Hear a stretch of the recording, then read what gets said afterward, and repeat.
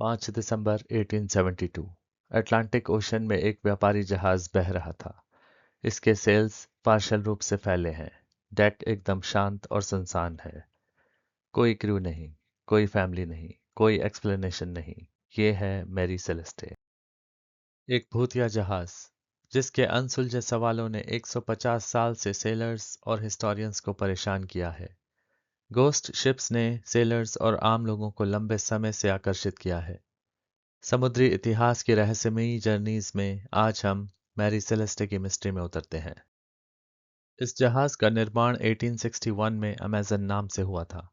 1868 में इसका नाम बदलकर मैरी सेलेस्टे रख दिया गया। इसके शुरुआती साल कई दुर्घटनाएं, टक्कर और दुर्भाग्यपूर्ण घटनाओं से जुड़े रहे। कुछ लोग इसे शापित मानते थे। साल 1860 के अंत में कनाडा के नोवा स्कॉशिया के स्पेंसर आइलैंड में जोशुआ डेविस नाम के शिपयार्ड में मैरी सेलेस्टे की नींव रखी गई। मैरी सेलेस्टे कार्वेल बिल्ट थी, जिसका अर्थ है पतवार के तख्तों को किनारे से किनारे तक बिछाकर जोड़ा गया था, जिससे बहुत ही स्मूथ और वाटर टाइट सतह बनी थी। तख्तों को एक दूसरे पर चढ़ाने की बजाय समतल बिछाने के कारण इस शिप को इसी की कैटेगरी के और जहाजों से ज्यादा सेफ और रिलायबल माना गया। 18 मई 1861 को इनिशियली इस शिप को अमेजन नाम से लॉन्च किया गया। यह जहाज पार्सबोरो, कम्बरलैंड काउंटी में रजिस्टर्ड था। मैरी सेलेस्टे उस समय का काफी बड़ा जहाज था। शिप के पहले कैप्टन रॉबर्ट मैकलेलन थे और वे इसके को ओनर्स में से एक थे। इस शिप के पहले सफर के कुछ ही समय बाद इससे जुड़ी अजीबोगरीब घटनाएं शुरू हो गई। जून 1861 में अमेजन नाम के इस शिप को नोवा स्कॉशिया, कनाडा के 5 आइलैंड से टिम्बर लेके लंदन के लिए रवाना होना था। जहाज पर सारी लकड़ियां और माल लादने के बाद कैप्टन मैकलेलन अचानक गंभीर रूप से बीमार पड़ गए और उनकी हालत बिगड़ती चली गई। अमेजन कुछ समय बाद वापस स्पेंसर आइलैंड लौट आई और रॉबर्ट मैकलेलन की मौत हो गई। लंदन की यात्रा पूरी करने के मेन ऑब्जेक्टिव से जॉन नटिंग पार्कर ने कैप्टन का रोल संभाला, लेकिन अमेजन को और भी कई कठिनाइयों का सामना करना पड़ा। मछली पकड़ने के इक्विपमेंट्स से टकराने के बाद इंग्लिश चैनल में इसकी टक्कर एक दूसरी छोटी शिप से हुई, जिसकी वजह से वो ब्रिक शिप पूरी तरह से डूब गई। पार्कर कुछ वर्षों तक कैप्टन बने रहे और अमेजन मेनली वेस्ट इंडीज के आसपास ट्रेड रूट पे चलती रही। पार्कर के बाद 1863 में कैप्टन का पद विलियम थॉमसन ने संभाला और वे 1867 तक इस पद पर बने रहे। ये 4 साल मैरी सेलेस्टे के लिए एक शांत अवधि के रूप में बीते, पर अक्टूबर के शुरुआत में केप ब्रेटन आइलैंड के तट पर एक समुद्री तूफान ने जहाज को तबाह कर दिया और क्रू को जहाज छोड़ने के लिए मजबूर होना पड़ा। इस एक्सीडेंट के एक महीने के भीतर नोवा स्कॉशिया के अलेक्जेंडर मैकबीन ने इस जहाज को खरीद लिया। इस जहाज की अवस्था इस वक्त काफी टूटी फूटी थी। अलेक्जेंडर मैकबीन ने इसे एक लोकल बिजनेसमैन को बेच दिया और उस बिजनेसमैन ने बाद में इसे न्यूयॉर्क के एक सेलर रिचर्ड हाइंस को बेच दिया। रिचर्ड ने लगभग $1000 में इस शिप को खरीदा और उस पे $9000 लगा के उसे रिस्टोर करवाया। रिचर्ड हाइंस खुद शिप के कैप्टन बन गए और अमेजन को नया नाम मिला, मैरी सेलेस्टे। पर मुसीबतें खत्म नहीं हुई। कुछ ही सालों बाद अक्टूबर 1869 में रिचर्ड हाइंस के क्रेडिटर्स ने इस जहाज को जब्त कर लिया और इसे न्यूयॉर्क कंसोर्टियम को बेच दिया गया। 1869 से 1872 के बीच मैरी सेलेस्टे की ट्रेडिंग एक्टिविटीज का कोई हिस्टोरिकल रिकॉर्ड नहीं है। कुछ कॉन्स्पिरेसी थ्योरीज के हिसाब से इस शिप का यूज ऑर्गेनाइज क्राइम और अनऑफिशियल ऑपरेशंस के लिए होता रहा।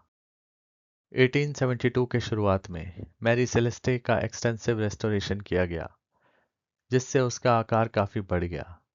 एक और डेक जोड़ा गया और लकड़ी के कई हिस्सों को बदला गया, जिसकी वजह से जहाज का वजन काफी बढ़ गया। शिप के नए कैप्टन बने बेंजामिन ब्रिग्स। बेंजामिन ब्रिग्स के पिता नेथन ब्रिग्स भी एक सेलर थे। बेंजामिन ने अपनी चचेरी बहन सारा एलिजाबेथ कॉब से शादी की थी, जो उस समय असामान्य नहीं था, और उनके 2 बच्चे हुए, अर्थर और सोफिया। बेंजामिन काफी एक्सपीरियंस सेलर थे। अक्टूबर 1872 न्यूयॉर्क में लंबे समय तक चले रेनोवेशन के बाद मैरी सेलेस्टे की पहली यात्रा के लिए ब्रिग्स तैयार थे। इस शिप की डेस्टिनेशन थी जेनेवा, इटली। बेंजामिन ब्रिग्स ने अपनी पत्नी और बेटी सोफिया के साथ जाने की व्यवस्था की, जबकि उनका बेटा अर्थर अपनी दादी के साथ घर पर ही रहा। इस शिप पे जो क्रू थी वो बहुत ही कैपेबल और कॉम्पिटेंट थे। इस टीम में थे Albert Richardson, Andrew Gilling, Edward William और 4 जर्मन सीमैन। ओवरऑल ये बहुत ही पीसफुल और प्रोफेशनल सेलर्स थे। 20 अक्टूबर 1872 को ब्रिग्स न्यूयॉर्क सिटी में ईस्ट रिवर पर स्थित पियर 50 पर पहुंचे। ब्रिग्स को मैरी सेलेस्टे के माल की लोडिंग की निगरानी करनी थी, जिसमें से 1700 बैरल से ज्यादा डीनेचर्ड अल्कोहल था। एक सप्ताह से अधिक समय बाद 3 नवंबर को ब्रिग्स ने अपनी मां को एक पत्र भेजा, जिसमें उन्होंने मैरी सेलेस्टे के बारे में अपना गर्व व्यक्त किया। उनके लिखे शब्द थे, हमारा जहाज बहुत अच्छी हालत में है और मुझे उम्मीद है हमारी यात्रा सुखद रहेगी। जहाज की कंडीशन काफी बेहतर और एक्सेप्शनल थी। एक बार फिर ब्रिग्स काफी खुश थे, एक महीने के बाद होने वाली उनकी रहस्यमयी मौत से बिल्कुल बेखबर। 5 नवंबर की सुबह मैरी सेलेस्टे पियर 50 से रवाना हुई और न्यूयॉर्क हार्बर में प्रवेश कर गई। मौसम अनसर्टन होने के कारण ब्रिग्स ने समुद्र के शांत होने तक का वेट किया। उनकी अगली डेस्टिनेशन स्टैटिन आइलैंड थी। उनकी पत्नी सारा ने अपनी सास को अंतिम पत्र भेजा। सारा ने अपने पत्र में लिखा, अर्थर को बता देना कि मैं उससे मिलने वाले पत्रों पर बहुत भरोसा करती हूँ और यात्रा के दौरान जो कुछ भी घटित होगा, जिसे सुनकर वो प्रसन्न होगा, मैं उसे याद रखने की कोशिश करूंगी। कुछ हिस्टोरियंस ने सवाल किया, आखिर किस वजह से वह कोई अहम घटना भूल सकती थी। कॉन्स्पिरेसी थ्योरीज के हिसाब से शायद सारा को यात्रा पे होने वाली घटनाओं का अंदेशा हो गया था। पास ही न्यू जर्सी के होबोकेन में डेई ग्रेशिया नाम का एक कैनेडियन जहाज खड़ा था। लैटिन भाषा में ट्रांसलेट करें, जिसका अर्थ है ईश्वर की कृपा से, या इंग्लिश में बाय गॉड्स ग्रेस। डेई ग्रेशिया का नाम काफी आयरॉनिक है, क्योंकि कुछ ही हफ्तों बाद इसने पुर्तगाली तट के पास बहते हुए लावारिस मैरी सेलेस्टे जहाज को खोज निकाला था। इस जहाज के कैप्टन डेविड मोरहाउस थे और उनके फर्स्ट मेट थे ओलिवर डेवू। कुछ हिस्टोरियंस का मानना है कि मोरहाउस और ब्रिग्स एक दूसरे को जानते थे और शायद दोस्त भी रहे हों। शक पैदा करने वाली बात यह है कि मैरी सेलेस्टे के डिपार्चर से एक रात पहले मोरहाउस और ब्रिग्स के डिनर पर मिलने की बात कही जाती है।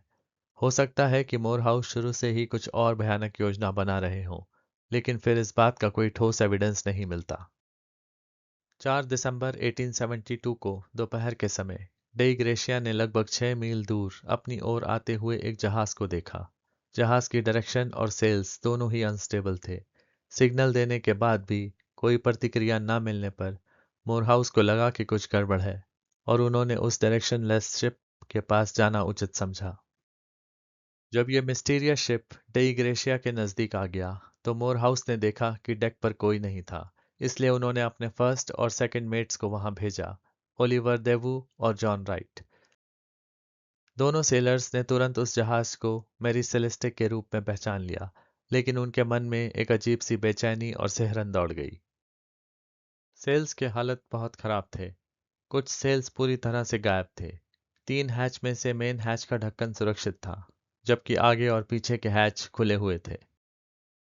जहाज पर मौजूद एकमात्र लाइफ बोट गायब थी। इसलिए डेई ग्रेशिया के चालक दल को उम्मीद थी कि मैरी सेलेस्टे के लोग भाग गए होंगे और बाद में मिल जाएंगे।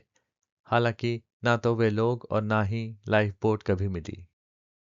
डेवो और राइट ने मैरी सेलेस्टे की जांच जारी रखी।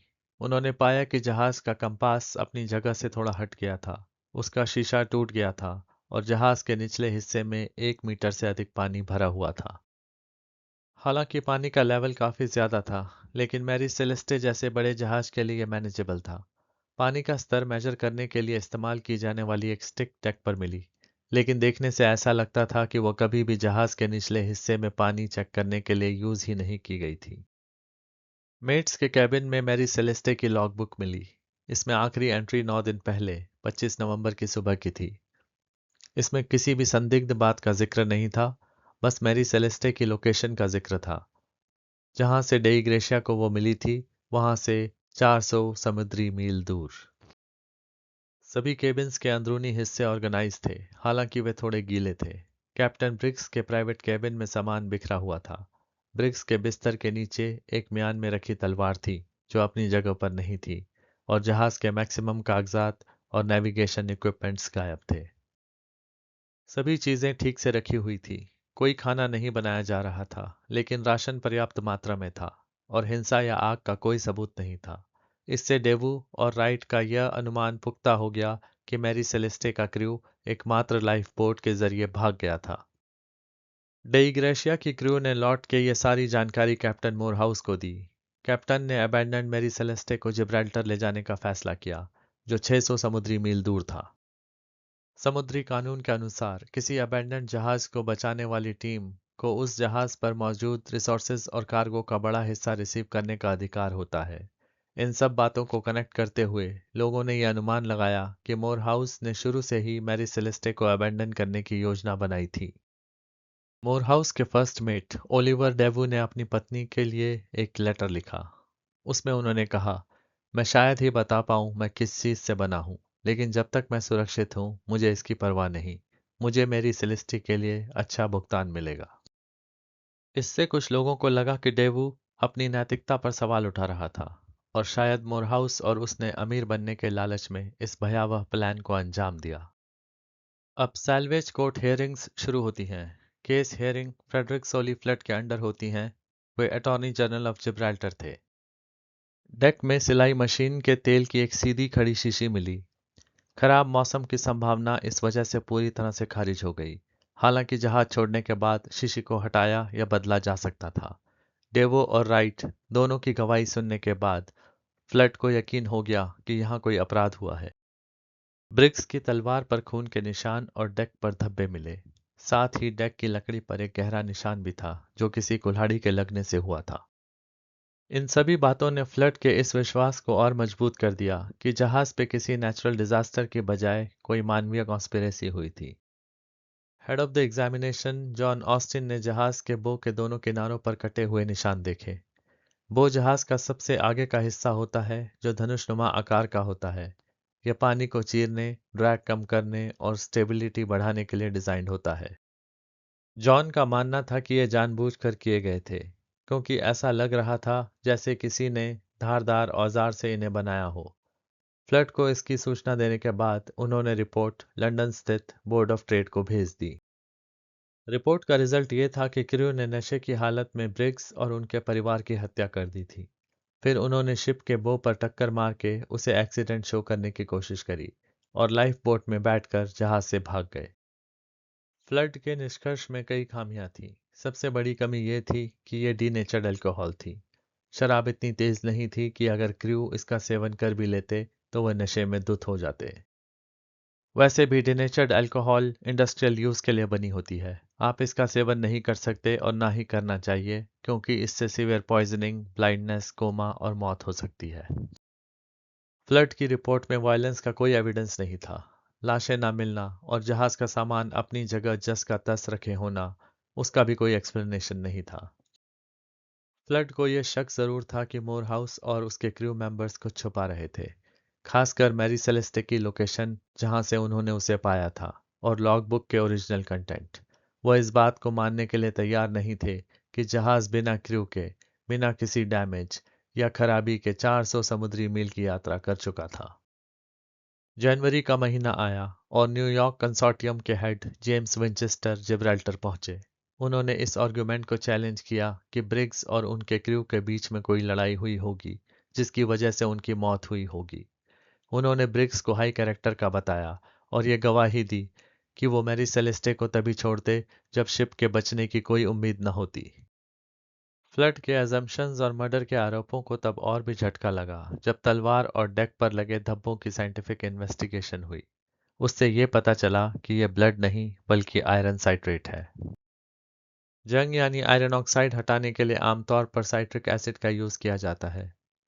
जब जंग लगे मेटल को साइट्रिक एसिड में डालते हैं तो एसिड इस रस्ट को तोड़कर उसे सॉल्युबल आयरन साइट्राइट में बदल देता है, जो आसानी से धुल जाता है। तलवार को नींबू से साफ किया गया था और उस रिएक्शन से कुछ केमिकल डेक पर गिर गया था। फ्लड की थ्योरीज काफी हद तक गलत साबित हो चुकी थी, इसलिए फ्लड ने फरवरी के अंत में मैरी सेलेस्टी केस को कोर्ट जुरिस्डिक्शन से रिलीज कर दिया। कुछ लोगों का तो ये भी मानना था कि मोरहाउस ने मैरी सेलेस्टे पर घात लगाकर हमला किया।